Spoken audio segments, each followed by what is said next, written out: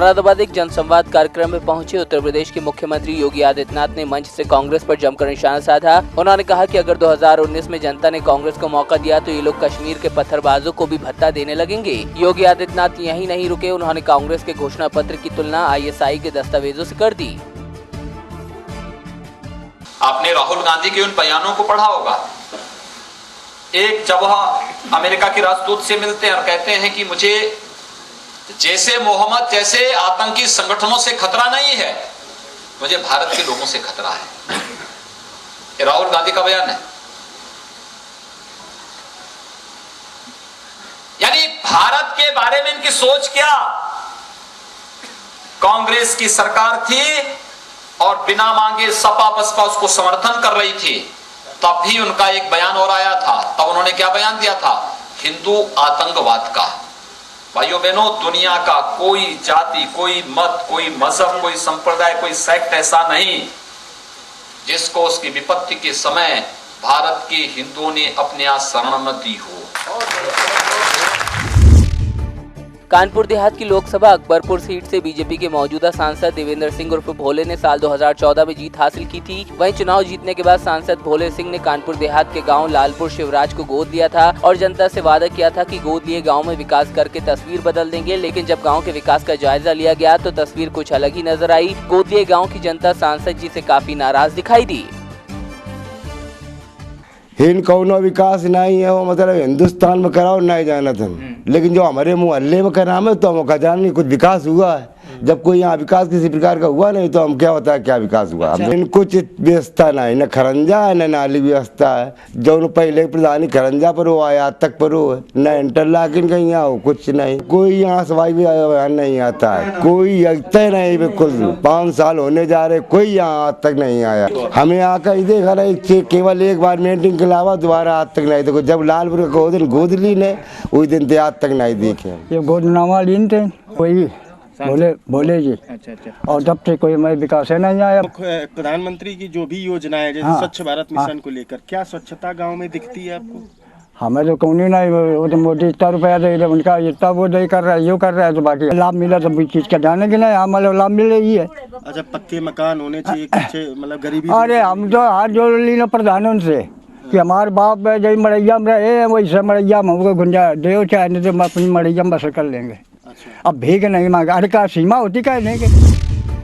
कौशाम्बी जिले में इन दिनों मोरंग कारोबारी NGT नियमों की खुलेआम धज्जियां उड़ा रहे हैं। यमुना नदी की बीच धारा से पंचक्की और पोकलैंड लगाकर मोरंग निकालने का काम खुलेआम हो रहा है। कारोबारियों की ऊंची पहुंच के चलते अधिकारी भी कुछ भी बोलने से डरते हैं। अब ये मोरंग माफिया कवरेज करने गए पत्रकारों को भी निशाना बनाने से नहीं चूक रहे। ताजा मामला थाना महेवा घाट क्षेत्र का है, जहाँ कवरेज करने गए पत्रकारों को खनन माफिया ने दौड़ा दिया। पत्रकारों ने किसी तरह एक घर में छिपकर अपनी जान बचाई।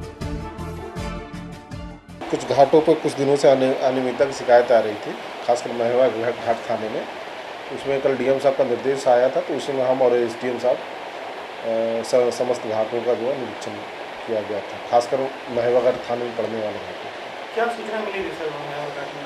कुछ अनियमितता थी, कुछ ये था कि जलधारा से खनन कार्य किया जा रहा है, तो उसी सिलसिले में हम लोग मौके पर गए थे। पंचक्की वगैरह कुछ देखिए आपत्तिजनक सामान तो मिला था, उससे संबंध में जो है हम लोग SO को भी वहाँ मौके पर बुलवाए थे। उनको हम लोगों ने निर्देशित भी किया है और उस संबंध में पट्टेधारक को नोटिस भी हम लोग दिया।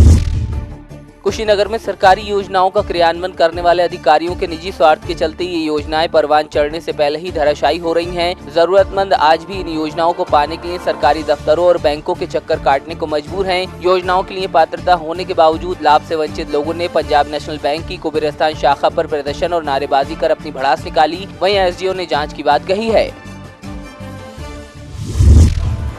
आगरा के नैनाना जाट में कलयुगी बहू ने सास की गला घोंटकर निर्मम हत्या कर दी। मामले की जानकारी मिलने के बाद पुलिस मौके पर पहुंची। वहीं बहू शहनाज की किसी दूसरे मर्द के साथ अवैध संबंध होने की बात कही जा रही है, जिसको लेकर अक्सर घर में विवाद होता था। फिलहाल आरोपी बहू को हिरासत में लेकर पुलिस जांच में जुटी है।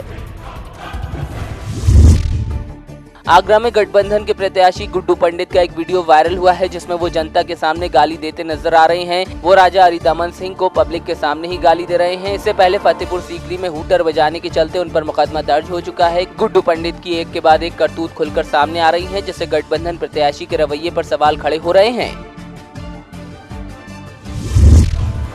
मैनपुरी में आगरा लखनऊ एक्सप्रेस वे पर ट्रक बेकाबू होकर पलट गया और उसमें आग लग गई। हादसे में ट्रक के ड्राइवर और क्लीनर की मौत हो गई। बताया जा रहा है कि ट्रक में चावल भरा हुआ था, जो सिद्धार्थनगर से अहमदाबाद के लिए जा रहा था। मौके पर पहुंची फायर ब्रिगेड ने पुलिस की मदद से आग पर काबू पाया। फिलहाल ट्रक के केबिन से दोनों शव कब्जे में लेकर पोस्टमार्टम के लिए भेजे गए थे। बांदा में प्राथमिक स्कूल की जिला स्तरीय डिजास्टर मैनेजमेंट प्रदर्शनी का आयोजन किया गया, जिसमें बच्चों ने आकर्षक मॉडल बनाए। घरों और गली मोहल्लों से निकलने वाले अनुपयोगी कचरे को कैसे उपयोग में लाया जा सकता है, इसका नमूना बच्चों ने प्रदर्शनी में बखूबी पेश किया। बांदा पुलिस लाइन में चल रहे महिला प्रशिक्षण का मंडलायुक्त ने जायजा लिया और एसपी की इस नई पहल को देखते हुए खुशी जाहिर की। साथ ही प्रशिक्षण ले रहे बच्चों के उज्जवल भविष्य के लिए उत्साहित किया। मंडलायुक्त चित्रकूट धाम मंडल बांदा ने प्रशिक्षण ले रहे पुलिस परिवार के बच्चों और एनसीसी छात्राओं से मुलाकात कर प्रशिक्षण की उनसे मौखिक जानकारी भी ली। बांदा में पारिवारिक कलह के चलते 19 वर्षीय युवक ने जहरीला पदार्थ खा लिया। इलाज के दौरान युवक की जिला अस्पताल में मौत हो गई। घटना के बाद से परिजनों में कोहराम मचा है। सूचना के बाद मौके पर पहुंची पुलिस ने शव को पंचनामा भर पोस्टमार्टम के लिए भेजा और मामले की जांच शुरू कर दी। सरकार भले ही भ्रष्टाचार खत्म करने की लाख कोशिश कर रही हो, लेकिन सरकारी सिस्टम में लग चुकी रिश्वत की जंग हटने का नाम नहीं ले रही है। ताजा मामला महोबा जिले का है, जहां ठेकेदार का भुगतान करने के एवज में 6000 की रिश्वत लेते अवर अभियंता को विजिलेंस टीम ने रंगे हाथों गिरफ्तार किया। तो उसका वो पेमेंट नहीं कर रहे थे। कई बार गया वो शिकायत की, डीएम साहब को भी एप्लीकेशन दी, कई जगह दी, पेमेंट नहीं हो रहा था। पहले उनसे मांगे 10,000 की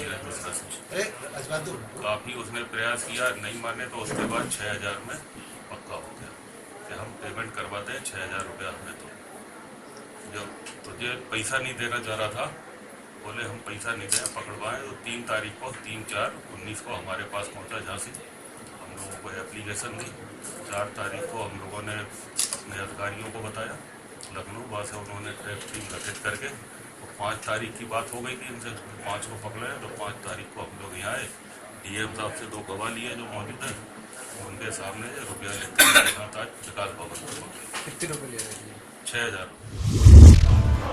बुंदेलखंड के महोबा जिले में देर रात बदमाशों ने एक घर में धावा बोलकर घर में सो रही अधेड़ महिला किसान की गला रेत कर हत्या कर दी और लूट की वारदात को अंजाम दिया। बदमाशों ने 24 घंटे के अंदर ये दूसरी बड़ी वारदात को अंजाम दिया है। घटना की सूचना पर पहुंची पुलिस ने शव को कब्जे में लेकर पोस्टमार्टम के लिए भेजा। फिलहाल जांच की जा रही है।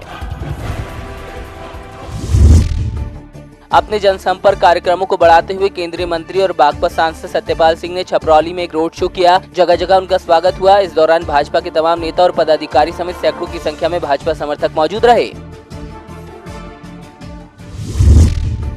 सरकारी आदेशों के मुताबिक पूरे पंजाब में गेहूं की फसल की खरीद शुरू करने के लिए 1 अप्रैल का आदेश होता है, लेकिन गेहूं की आमद में अभी 10 दिन और लगने हैं। वहीं खरीद करने के लिए प्रशासन की ओर से पुख्ता इंतजाम के बड़े बड़े दावे किए जा रहे थे, लेकिन जब मोगा के धर्मकोट की अनाज मंडियों का जायजा लिया गया तो मंडी में ना तो पीने के लिए पानी का सही इंतजाम है और न ही लेबर के लिए शौचालयों का बंदोबस्त किया गया है। महिला लेबर को भी खुले में जाना पड़ता है। मंडी में जगह जगह पर गंदगी फैली हुई है, जहाँ तहाँ आवारा पशु टहलते नजर आए।